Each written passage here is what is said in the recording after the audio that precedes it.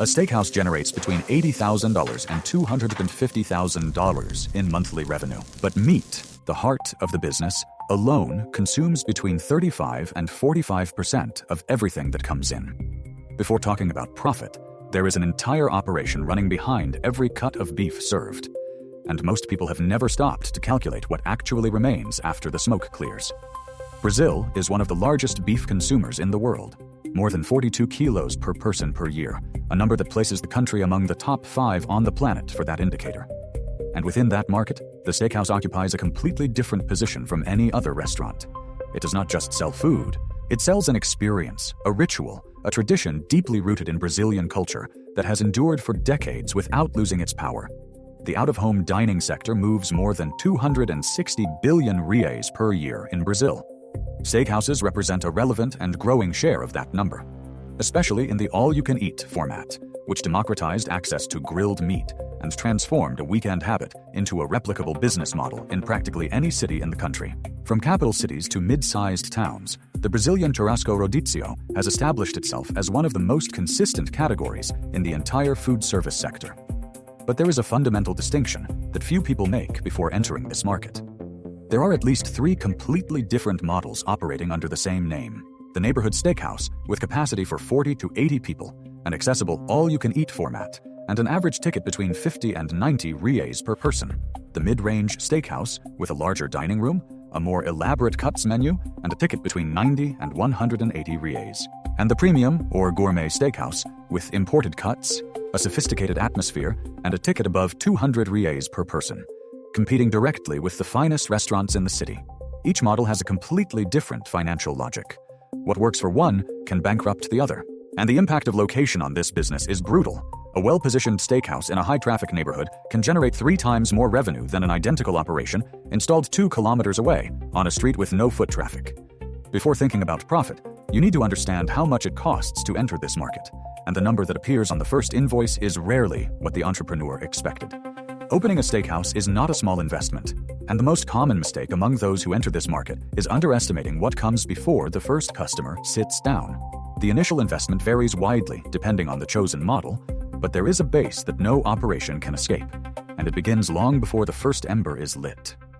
A neighborhood steakhouse with capacity for 50 to 80 people requires between 150,000 and 350,000 reais to get off the ground. A mid-range operation, with a dining room for 120 to 200 guests, can require between 400,000 and 800,000 reais, and a premium steakhouse, with a complete structure, elaborate decor, and high-end equipment, can exceed 1,500,000 reais before opening its doors. The largest weight in the initial investment is not the decor or the dining room.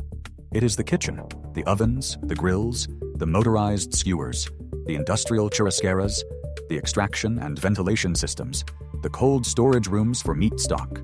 This set of equipment alone can consume between 40 and 60% of all capital invested. A cold storage room of adequate capacity for a mid-sized operation costs between 25,000 and 70,000 reais. The industrial grills and rotating skewer systems easily add another 60,000 reais in a mid-range operation. Beyond equipment, there is the initial stock. And here begins a detail that completely changes the perception of the business.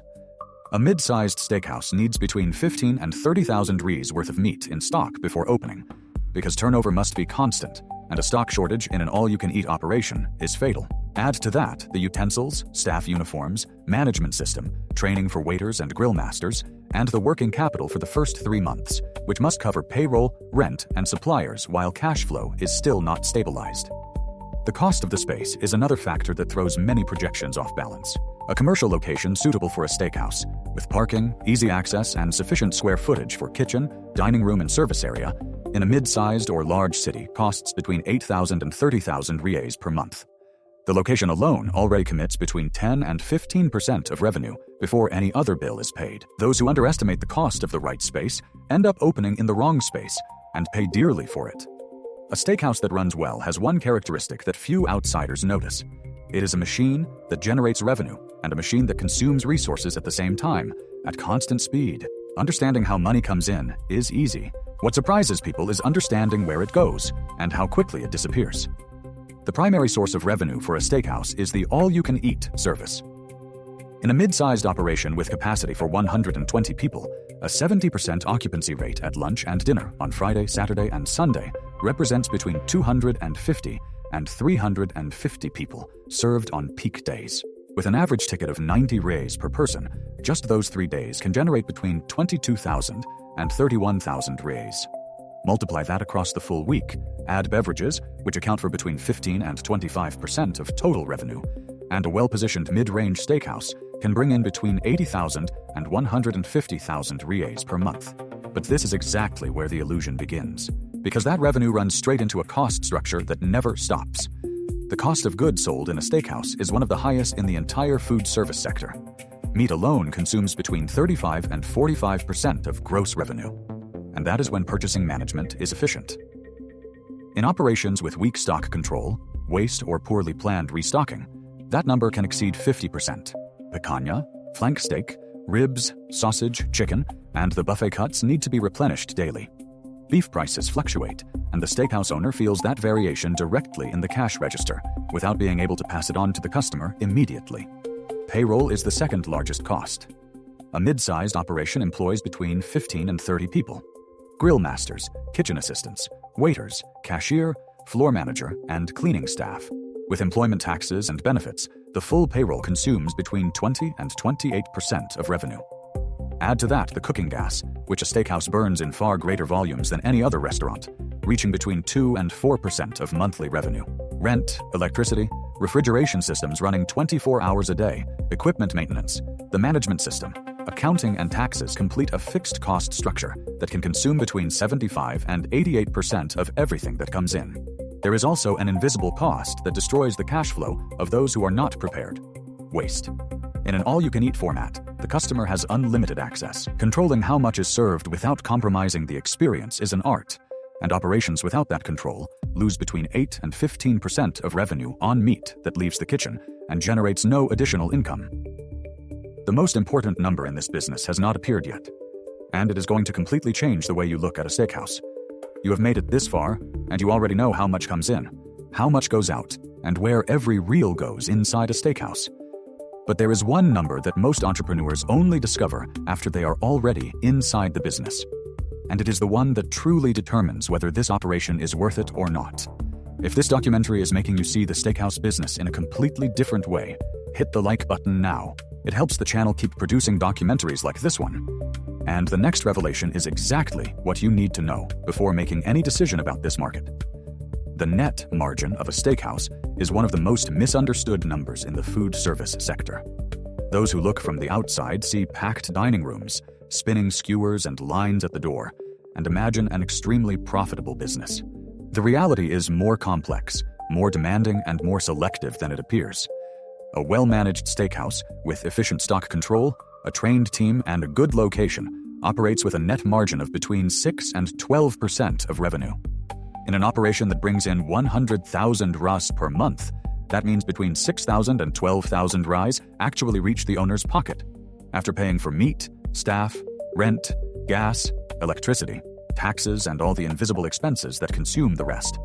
In operations with weak management, that margin drops to between 2 and 4%, or disappears entirely.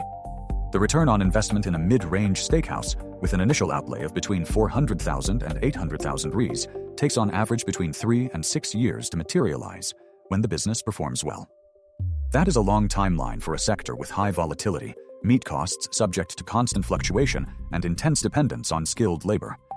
An experienced grill master is not easy to hire or retain, and the departure of a key professional can directly impact the quality perceived by customers and the return rate of the house. What separates the steakhouses that thrive from those that close in the first 2 years has less to do with the quality of the meat than most people imagine. The businesses that survive and grow share 3 characteristics. First, obsessive control of the cost of goods, buying intelligently, negotiating supplier contracts, and adjusting the cut mix according to margin without compromising the customer experience. Second, occupancy management, because an empty steakhouse during the week is a machine that burns cash, and profitable operations develop strategies to attract traffic from Monday to Thursday, not just on weekends. Third, waste control, with intelligent portioning, staff training, and systems that reduce meat leaving the kitchen without generating financial return. There is also one lever that completely transforms the financial equation of a steakhouse: beverages. Operations that develop a well-structured drinks menu, with cocktails, draft beer, wines, and spirits carrying margins of between 200 and 400% over cost, manage to offset the pressure on meat margins and significantly increase the net profit of the operation. The most profitable steakhouses in the country do not earn only from the all-you-can-eat service. They earn from everything that accompanies it. When does this business truly not make sense? When the location is wrong and foot traffic cannot sustain the cost structure. When the initial investment was underestimated and working capital runs out before the business stabilizes. When stock control is neglected and meat consumes more than half of revenue. And when the entrepreneur enters the business believing it will be simpler than it is.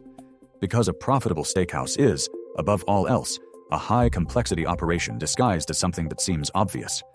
Most people walk into a steakhouse, order their cut, leave a tip, and walk away thinking they understood the business. They did not. What is on the table is the visible part of an operation that begins in the early hours of the morning, when the grill master prepares the cuts, and ends after midnight, when the last employee locks up the dining room. A steakhouse is not a meat restaurant. It is a cost management company with a dining room out front. The owner who thrives is not necessarily the one with the best barbecue in town. It is the one who knows exactly how much each skewer leaving the kitchen costs, how much each occupied table yields, and how much remains after everyone goes home. The food service market will keep growing. The culture of grilled meat is not going anywhere. But the space for those who enter unprepared is shrinking because costs are high, competition is real, and margins do not forgive management errors. The steakhouse you see packed on a Saturday night may be right at the break-even point on Monday morning. What this documentary reveals is not that a steakhouse is a bad business. It reveals that it is a serious, demanding business that is completely different from what it looks like from the outside. Those who enter with adequate capital, a strategic location, cost control, and professional management find an operation capable of generating between 6,000 and 20,000 reais in net profit per month in a mid-sized unit. Those who enter believing that knowing how to grill is enough discover, in the first months, that the most dangerous fire in this business is not on the grill. If you have ever thought about opening a steakhouse, or know someone who owns one, write in the comments. Would you open this business after everything you discovered today?